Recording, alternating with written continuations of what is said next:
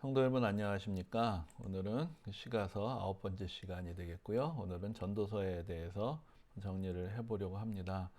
이 전도서라는 책은 사실 성경 전체에서 사실 좀 제일 이해하기 난감한 그런 책 중에 하나입니다. 그 서두에서 모든 것이 헛되다라는 이야기로 시작을 하기 때문에 어떤 면에서 보면 구약 성경에서 그 내용에 있어서 가장 우리를 당황하게 하는 책이 또 욥기하고 또 전도서라고 할 수가 있겠습니다. 근데 우리가 욥기에 대해서 지난번에 또 여러 가지로 살펴보았는데요.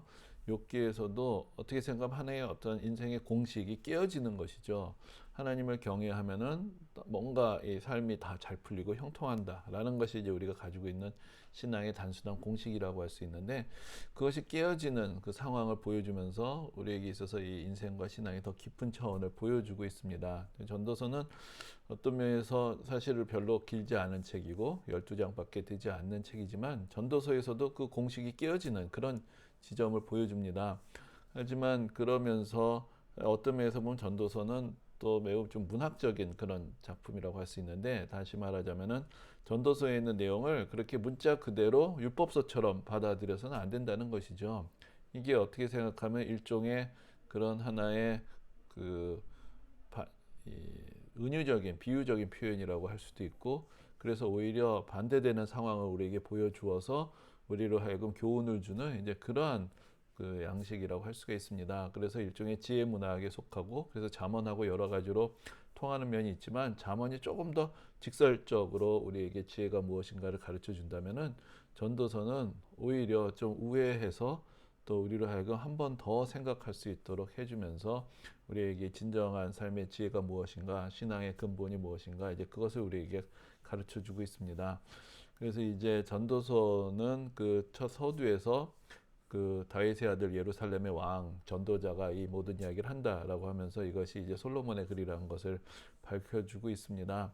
근데 이제 그 주제에 있어서 보면은 그 현세적인 삶의 어떤 모든 노력들이 참 헛되다라는 것을 이야기를 합니다. 그래서 여기서 이제 암시되고 있는 부분들이 있는데, 인간의 노력, 인간의 지혜, 이 인간이 누리는 기쁨, 이 모든 것들이 다 헛되고 유한하고 한계가 있다라는 것을 보여주면서 사실은 그 이상의 삶에 대해서 우리를 하여금 희망하게 하고 바라보게 하는 이제 그러한 또그 의미와 의도를 가지고 있는 그런 책이라고도 이야기를 할 수가 있습니다. 그래서 전도서는 뭐 어떤 면에서 생각하면 우리가 뭔가 좀 어려운 일을 당했을 때, 삶이 뜻대로 풀리지 않았을 때 오히려 전도서를 통해서 우리가 우리 인생에 다시 한번 새로운 그 성찰을 하고 또 돌아보고, 그러면서 성경이 우리에게 가르쳐 주시는 조금 더 깊은 어떤 믿음의 자리로 나아갈 수 있는데 오히려 도움이 되는 그런 이야기라고 할 수가 있겠습니다. 그래서 그 전도서가 잠언이라는 게 짝이 될 수 있는 것은 우리가 앞에서 말씀드린 어떤 신앙의 공식이 있죠. 그래서 내가 열심히 신앙생활은 뭐가 잘 될 거다. 아니면은 뭐 여러 가지 우리가 성공의 어떤 키워드들이 있습니다. 어떻게 하면은 성공할 수 있다. 뭐 그런 인생에서 우리에게 매우 가벼운 어떤 공식과 키워드들이 있지만 그것이 항상 통하지는 않는 것이죠. 그 이면의 세계가 있는 것이고, 또한 이 세상이 겉으로 드러나고 있는 질서, 이면에 있는 혼란이 있는 것이고, 이 모든 것들이 우리에게 찾아오고 있을 때 우리에게 경각심을 주고, 그렇게 삶에 대해서 너무나 단순하게 그렇게 그 공식화해서 부딪힐 것이 아니라 조금은 삶의 깊이를 우리가 들여다보고, 그러면서 조금은 우리가 더 좀 진중하고, 그러면서 조금 더 가치 있고 본질적인 것들을 생각할 수 있는 그런 여유를, 오히려 그런 기회를 주는 것이 오히려 이제 그 전도서가 우리에게 보여주고 있는 그런 가치라고 할 수가 있습니다. 그래서 궁극적으로는 결국은 하나님을 경외하는 삶으로 초대하는 것입니다.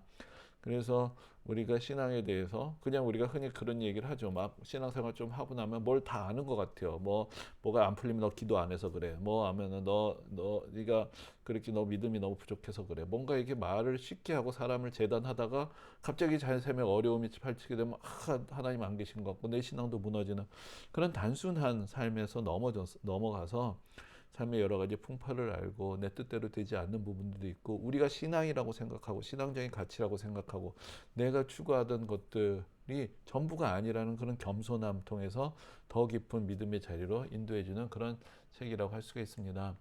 그래서 이제 전체적인 사실을 구조를 이야기하기는 쉽지는 않은데, 근데 전도서에서도 어떤 면에서는 첫 부분에서 주로 문제를 제기하지만 뒤로 가면 갈수록 조금 더 좀 긍정적인 톤으로 바뀌게 되는 걸 볼 수 있습니다. 그러니까 마치 처음에는 모든 걸 다 부정하는 것 같아요. 그래서 아무것도 의미가 없는 것처럼 얘기하는 어떤 염세주의를 이야기하는 것 같지만, 그러나 점점 이야기를 들어가다 보면은 뒷부분으로 갈수록 사실은 잠언이랑 상당히 좀 유사해진다. 그래서 뭔가 우리가 그래도 정신 차리고 모든 것들 분별해서 살아가면은 그 모든 것들이 좀 의미가 있구나. 이렇게 모든 것이 다 헛된 것만은 아니구나. 이제 그런 거를 조금씩 알게 됩니다. 그리고 마지막에 결론은, 그러니까 너 잘난 척하지 말고, 네가 다 안다고 생각하지 말고, 네가 무슨 지혜가 있다고 생각하지 말고, 하나님을 의지하고 그 안에서 창조주를 기억하고 그 하나님께서 주시는 그런 자기 삶에 만족하고 살아가는 것, 이제 그 안에 삶의 그 의미가 있다. 이것을 우리에게 깨우쳐주는 이제 그런 이야기의 어떤 큰 흐름을 가지고 있다고 할 수가 있습니다. 그래서 이제 몇 가지 중요한 구절들을 좀 살펴보면은, 이제 1절에서는 이제 그 전도자가 말한다라고 얘기를 하고, 그 예루살렘, 그 다윗의 아들 예루살렘 왕 그 전도자라고 자기를 소개를 합니다. 그러면서 2절에서 바로 헛되고 헛되며 헛되고 헛되니 모든 것이 헛되도다, 이렇게 딱 던져 버리니까 우리가 이제 전도서를 읽을 때 좀 당황을 하는 것이죠. 그래서 어떻게 생각하면, 그래, 이 세상 다 헛돼, 다 쓸데없어, 뭐 이렇게 얘기하고, 그래, 맞아, 이렇게 전도서가 공감이 되는 그런, 사실은 그런 때도 있습니다. 근데 이제 여기서 이제 좀 더 나가서 이제 1장 9절에서 보면은, 이것도 좀 유명한 구절인데, 해 아래 새 것이 없다. 네가 수고해봤자 결국은 별로 세상이 달라질 것도 없다. 이전에 있던 것이 다시 있겠고, 지금 한 일 또 다시 해야 된다. 그러니까 모든 것들이 다 헛수고다. 이제 그런 이야기를 하게 됩니다. 그리고 더 이제 2장에서 더 우리를 당황하게 하는 것은, 앞에서 그 잠언에서 지혜자가 우매자보다 낫다, 여러 가지로 이야기를 했죠. 그리고 그 지혜가 이제 의로움하고도 연결이 되고, 뭔가 긍정적인 차원에서 얘기를 했다면, 여기서는 사실 이런 얘기를 합니다. 지혜가 있었다 한들 내게 무슨 유익이 있으리요. 그 우매자가 당하는 것과 지혜자가 당하는 것이 다 똑같다. 그래서 지혜 있다고 해서 뭐 일이 잘 풀리는 것도 아니고, 사실 뭐 그럴 수가 있죠. 억울한 일을 당할 수도 있고, 내가 모든 것들을 잘 하려고 했는데 어떻게 생각하면 운 좋은 놈이 나보다 더 앞서가는 것 같기도 하고, 어떻게 내가 수고한 것에 대해서 세상이 그대로 우리에게 보상을 해주느냐, 그렇지 않은 것 같고, 내가 지혜롭게 생각하고 철저히 준비하고 열심히 노력한 것 대가들이 그대로 주어지지 않는 것 같은 그런 순간들이 옵니다. 근데 거기에 대해서 상당히 낙심했을 때, 이런 이야기를 들으면은, 그래, 맞아, 이거 다 필요 없어, 뭐 이런 생각이 들기도 하겠죠. 근데 사실은 이제 3장에서 어느 정도 약간의 좀 반전이 있는데, 3장에서 약간 좀 우리를 좀 정신을 차리게 하고 조금 생각해 보게 하는데, 여기 3장에 이제 유명한 중요한 구절이 있습니다.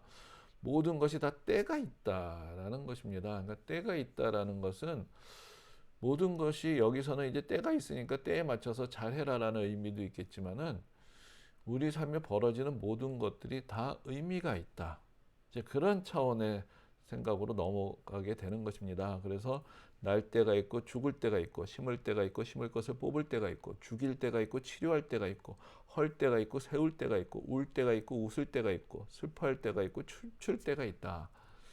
이 이야기는 모든 일에 때가 있어서, 내가 뭐 앞에서 말씀드린 내가 뭐가 잘 풀리지 않으면, 이게 때에 맞지 않아서 안 된 거다, 때를 기다려야 된다, 뭐 이렇게 생각할 수도 있겠지만, 여기 있는 말씀들을 쭉 보면은 이게 이제 뒤에도 계속 몇 절 더 이어지게 되는 어떤 그 대꾸들이 이어지게 되는데요. 결국은 웃는 것이 필요할 때도 있지만 슬퍼하는 것이 필요할 때도 있다는 것이죠. 모든 것이 내가 원하는 대로만 이루어지면은 오히려 내가 교만해질 것이에요. 그러나 내가 오히려 겸손해지고 낮아질 때, 그때 오히려 우리가 기대하는 것 이상의 결과들이 이루어지기도 합니다. 그래서 우리에게 벌어지는 모든 일들이 다 각각의 의미가 있는 것이다. 이제 그것을 우리가 조금 더 기억을 하고, 모든 것이 다 필요 없어, 너 되는 거 하나도 없어, 이게 아니라, 이런 어떤 실패감이나 헛되다는 깨달음조차도 결국은 우리를 하여금 삶을 더 진지하게 바라보게 되고 신앙의 가치를 다시 붙들게 되는 그런 하나의 계기가 될 수 있다는 거, 그것을 이제 전도서가 우리에게 이제 조금씩 가르쳐 주는 것이죠. 그래서 이제 전도서에서 이 3장에 이제 전체적으로 전환을 이룬다고 할 수 있고, 조금 더 우리에게 이게 깊은 생각으로 이끌어 주는 것인데, 여기서 보면은 이제 하나님이 모든 것을 지으시되 때를 따라 아름답게 하셨다. 앞에서 말씀드린 대로 우리에게 지금 가치가 없어 보이는 것 같고 다 끝난 것 같아도 지나고 보니까 그 일들, 그 힘들었던 시간들이 가지고 있는 또 다른 차원의 의미가 있는 것이죠. 그래서 모든 것이 어떤 면에서는 아름답다. 자, 여기서 참 그 어떤 반전이죠. 앞에서 모든 것이 헛되다 그랬는데 모든 것이 때에 따라서 그때그때의 때의 상황에 따라서는 그 모든 것들이 다시 아름답고 가치가 있다. 이제 그것을 우리에게 가르쳐 줍니다. 그래서 사람들에게는 영혼을 사모하는 마음을 주셨다. 그러니까 이 당장에 벌어진 일들에 우리가 매이지 않고 인간의 마음속에 조금 더 깊은 그 일희일비하고 하루하루 벌어지는 그런 일들을 넘어서는 영혼을 사모하는 마음을 주셨다는 것. 그래서 우리가 이 세상을 조금 더 긴 호흡을 가지고 바라봐야 된다는 것을 이야기를 합니다. 근데 그러면서 단서를 달죠. 하나님이 하신 일의 시종을 사람으로 측량할 수 없게 하셨도다. 그러니까 내가 아무리 신앙이 좋아도 신앙의 경험이 많고 그래도 단정할 수는 없는 것입니다. 내가 마치 다 아는 것처럼 내 경험이 다인 것처럼 그러다가 또 시험에 들고 교만해지고 넘어지게 되는 것이기 때문에 결국은 영혼을 사모하는 마음이란 것은 그만큼 하나님이 아니면 채울 수 없는 인간의 공허함이 또 되겠죠. 그것이 헛되다고 느껴지는 기원도 되겠지만 그것이 결국은 인간의 가치를 의미하는 것이고 그것을 통해서 하나님께서 하시는 일을 보고 느끼고 우리가 은혜를 받을 수 있는 그런 영혼을 사모하는 마음 가운데서 우리는 이 세상에서부터 하나님을 향해서 우리의 마음을 열어야 되는 그런 하나의 부르심을 받게 되는 것입니다. 그래서 이제 여기 이제 그 3장에서 좀 충격적인 이야기가 하나 나오는데 그 이런 이야기가 나옵니다. 인생이 당하는 일을 짐승도 당하나니 그들이 당하는 일이 일반이라. 그러니까 사람과 짐승이 똑같지 않냐. 다 결국은 사람과 짐승이 다 죽음으로 끝나는 것이고 뭐 그 다음에 무슨 영혼이 있다고 하는데 그거 어떻게 하느냐 이런 얘기가 나옵니다. 그러니까 이게 우리가 성경의 말씀이라고 생각하면 상당히 도전적이기도 하고 좀 혼란스러운 말씀이 있는 것이죠. 여기 이제 이렇게 얘기합니다.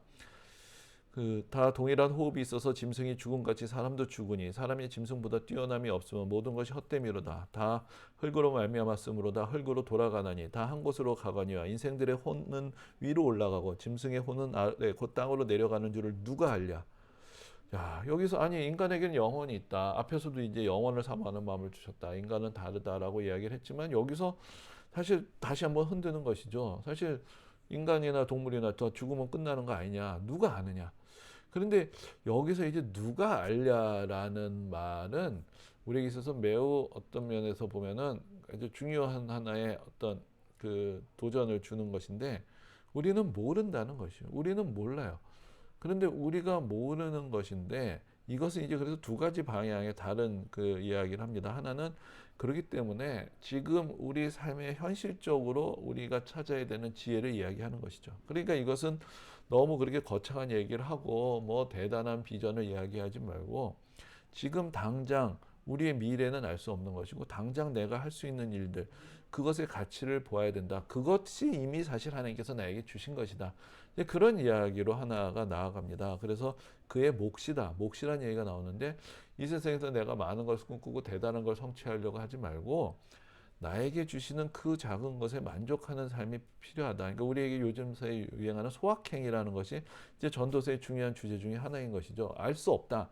그렇기 때문에 당장 우리에게 확실한 기쁨 하나하나를 만족하고 살아가는 것이 필요하다. 이제 그런 하나의 결론이 내려집니다. 그런데 또 하나 이 알 수 없다라는 것은 사실은 우리가 이 세상을 그렇게 닫아놓고 있을 때 보이는 세상이 있죠. 그렇죠?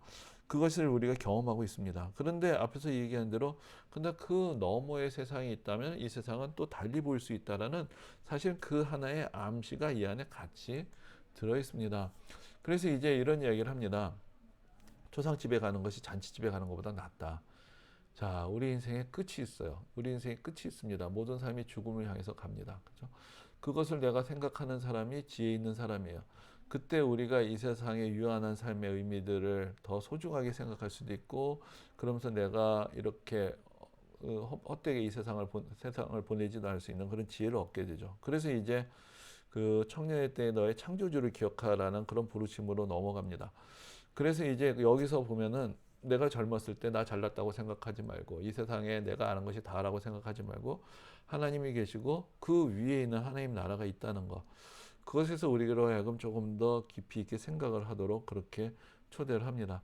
그래서 결국은 이 해 아래에 있는 세상, 죽음 아래에 갇혀 있는 세상, 그 안에서 우리가 할 수 있는 최선이라는 것은 뭐 우리가 지혜를 가지고 대단한 것들을 만들어낼 수 없고 나에게 주는 삶에 만족하는 것이 좋겠지만, 그러나 아까 말씀드린 대로 인간에게 그것이 전부일 것인가? 결국은 우리에게 있어서 이 영혼을 사모하는 마음, 이 모든 것들이 헛되게 느껴지고 뭔가 더 가치 있는 것을 추구하는 그 마음 속에는 뭐 어떤 비밀이 담겨 있는가? 결국은 그것이 하나님을 향하는 마음이고 그 영원하신 하나님의 손길 안에 있는 인간의 모습을 깨달아야 되는 그런 초대 안에 있는 인생이 되는 것이다. 이제 그것을 우리에게 가르쳐 주고 있습니다. 그래서 그 이상의 삶은 무엇일까? 사실 전도서는 어떤 면에서는 매우 어떤 역설적으로 우리에게 있어서 닫혀 있는 세상, 해 아래 있는 세상, 그 안에 쓸데없는데 수고하다가 피곤해지는 인생, 그래서 결국은 자기 눈앞에 있는 거에 만족하는 것으로 위안을 삼을 수밖에 없는 그런 인생에 대해 이야기를 하는 것 같아요. 그것이 끝인 것 같은데, 그러니까 이 세상의 모든 것들을 걸지 말고 하나님을 바라봐야 된다. 결국 이 모든 것을 지으신 창조주가 계시고 그분은 영원하시다는 것을 바라봐야 된다. 그 안에서 우리의 삶은 전혀 다르게 보일 수가 있고 전혀 다른 그 의미와 또 가치와 또 더 영원한 세계에 대한 부르심이 우리에게 있다라는 것을 암시하고 있다. 우리의 시선을 더 높이 드는 것까지가 전도서의 의미다. 이렇게 이야기를 할 수 있습니다. 그래서 이제 그 12장 12절에 재미있는 표현이 있는데, 많은 책을 짓는 것은 끝이 없고 많이 공부하는 것은 몸을 피곤하게 하느니라. 그 예전에 저희가 그 신학교에서 그 교수님들이 그런 얘기 하시는 얘기 들었어요. 신학교에서 공부하다가 머리 아프면 잠언 12장 12절 펴서 읽고, 많은 책들을 짓는 것은 끝이 없고 많이 공부하는 것은 몸을 피곤하게 하느니라. 오늘은 그만 자자 하고 이제 뭐 같이 뭐 기숙사에서 잤다 뭐 이런 이야기 하시는 옛날 이야기들 들어본 적이 있는데, 사실은 내 욕심이 어떤 인간의 지혜가 모든 것들을 그렇게 만들어주는 게 아니죠. 그러니까 결국은 내가 노력하는 것, 인간의 지혜로 만들 수 있는 그 너머의 세상을 우리가 기억할 때 인간은 겸손해질 수 있고 또 자기의 어떤 템포를 조절할 수 있고 그러면서 더 깊은 생각을 할 수가 있습니다. 그래서 마지막에 이 전도서의 마지막 결론은 이렇게 됩니다. 일의 결국을 다 들었으니 하나님을 경외하고 그의 명령들을 지킬지어다. 이것이 모든 사람의 본분이니라. 하나님은 모든 행위와 모든 은밀한 일을 선악간에 심판하시리라. 이 이야기가 어떻게 생각하면 맨 앞에 이야기하고는 조금 달라요. 맨 앞에 모든 것이 헛되다라고 이야기를 했는데, 그러면은 뭐 착하게 살 필요도 없고 뭐 아무런 의미가 없는 거 아니에요. 그런데 그 헛됨은 결국은 여기 하나의 전제가 있는 거. 하나님이 없는 삶, 하나님을 떠난 삶, 하나님을 알지 못하는 삶, 결국 인간이 자기 잘난 맛에 취해서 살아가는 그 모든 것이 헛되다는 것이죠. 그렇기 때문에 앞에서 말씀드린 대로 그 너머의 삶으로의 초대가 이 안에 있다는 것입니다. 그래서 하나님이 계시지 않는 삶, 영원한 소망이 없는 삶, 결국 죽음으로 모든 것이 끝나는 삶을 보여주고, 그러니까 내가 이 안에 갇혀서 살아갈 수가 없고 하나님을 경외하며 영원하신 하나님을 바라보며 그 안에 있는 영원한 생명을 소망하고 살아가는 것, 그것이 결국은 인생의 궁극적인 부르심이고, 그 안에서 이 헛된 세상에서 헛된 일들에 내 인생을 소모하지 말고 하나님을 바라보고 하나님의 말씀에 순종하는 것으로 나의 삶의 의미를 찾아야 되겠구나. 이제 그런 이야기로 쭉 넘어가게 된다는 것입니다.